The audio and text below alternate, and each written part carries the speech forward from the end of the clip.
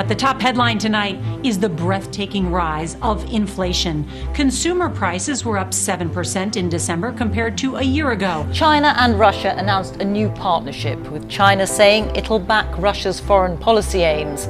This news story, the Illinois Elementary School is offering an after-school Satan Club. The local school district is defending the Satan Club. It's sponsored by the Satanic Temple of the United States. Across the city, the tents stretch everywhere. Officials here last counted more than 66,000 experiencing homelessness in January 2020. There you have it.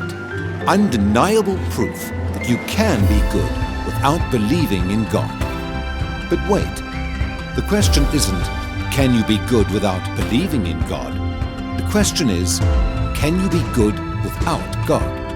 God is not waiting to judge you and condemn you. God loves you. He's waiting to receive you with mercy and love. And the day will come when God is going to judge the world, I know. But today is a day of grace and salvation. Grace means something you don't deserve. God is offering you tonight forgiveness of sin. He's offering you heaven tonight. Going through the storm. Going through the storm. And the emphasis is on through. God's not going to leave you in the storm.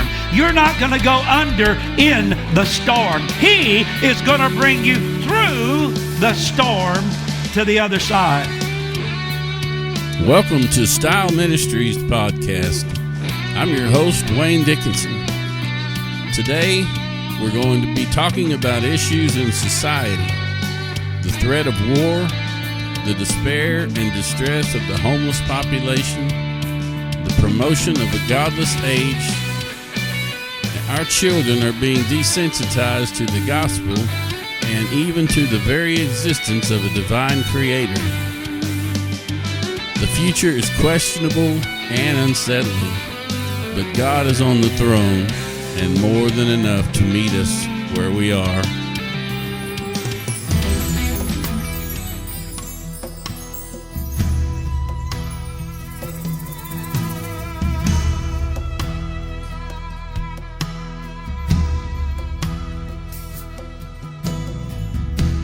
Lord, you told me when I was just a child, you would never leave me nor forsake me. And even when I was out there running wild, your love was drawing me back in.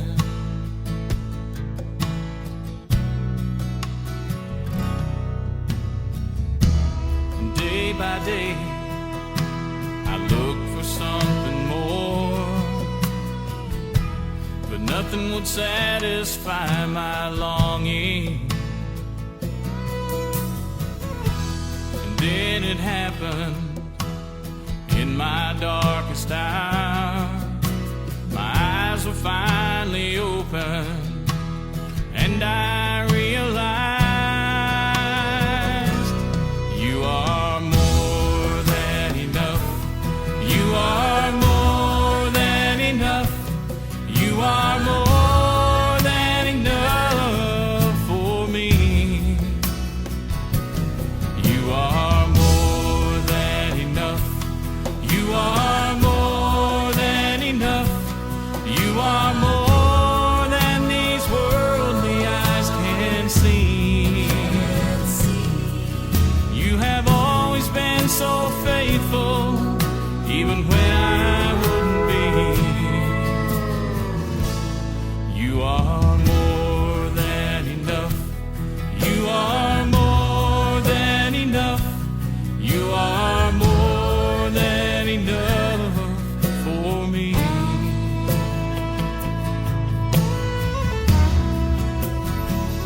Now I'm amazed that I had wandered for so long, when I was out there looking for the answer. And so familiar were pain and desperation, so I left them the altar, and now I understand. You are more than enough. You are more than enough. You are more than enough for me. You are more than enough. You are more than enough. You are more than these worldly eyes can see. You have always been so faithful, even when I wouldn't be. You are more than enough. You are more than enough. You are more than enough for me. You are more than enough. You are more than enough. You are more than enough for me. You are more than enough. You are more than enough. You are more than these worldly eyes can see. You have always been so faithful, even when I wouldn't be. You are more than enough. You are more than enough. You are more than enough for me. You are more than enough. You are more than enough. You are more than enough for me.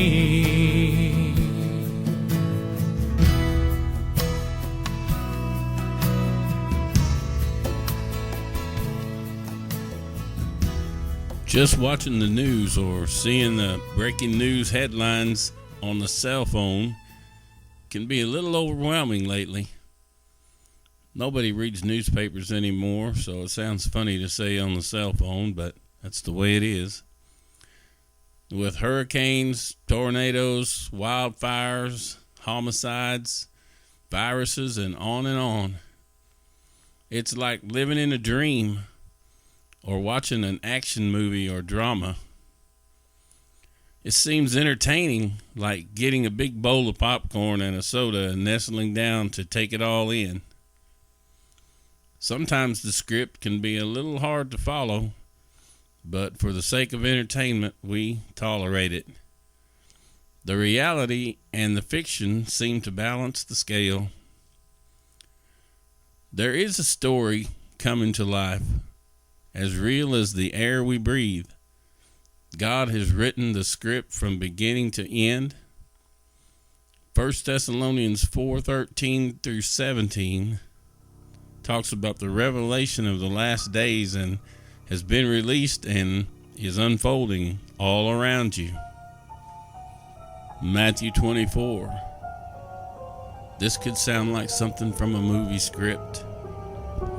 And Jesus answered, "Be careful not to let anyone deceive you. Many will come using my name. They will say, 'I am the Messiah,' and they will deceive many people. You will hear of wars and rumors of wars. Don't be alarmed. These things must happen, but they don't mean that the end has come. Nation will rise against nation, and kingdom against kingdom. There will be famines and earthquakes in various places. All of these are only the beginning pains of the end. Then they will hand you over to those who will torture and kill you. All nations will hate you because you are committed to me. Then many will lose faith. They will betray and hate each other. Many false prophets will appear and deceive many people. And because there will be more and more lawlessness, most people's love will grow cold. But the person who endures to the end will be saved.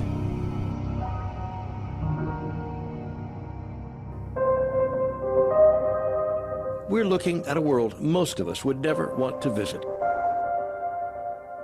A place that feels safer from a distance, filled with people we would never want to know. And yet we cannot take our eyes off of them.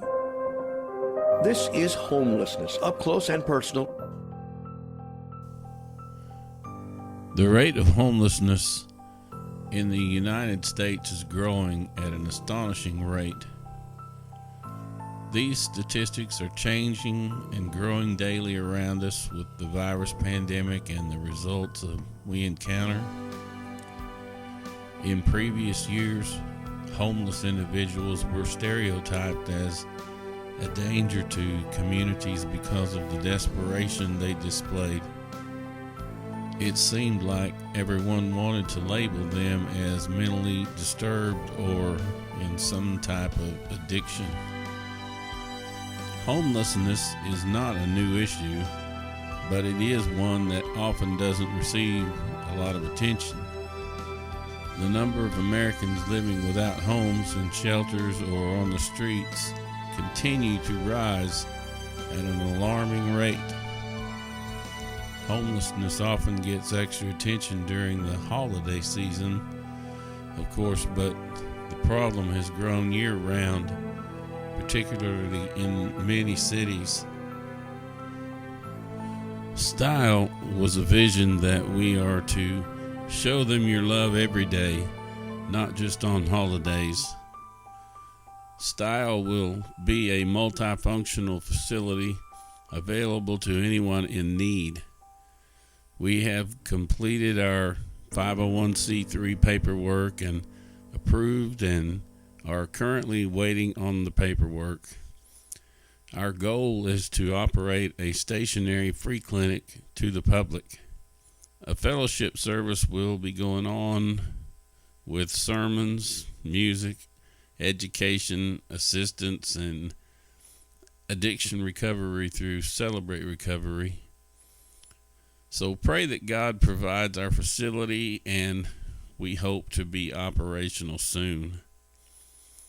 And I want to thank you for being with us today. This is Wayne Dickinson. I'm your host on Style Podcast, and I hope that you have enjoyed learning a little bit about today's issues and just sharing your time with us. So have a good night, and God bless you.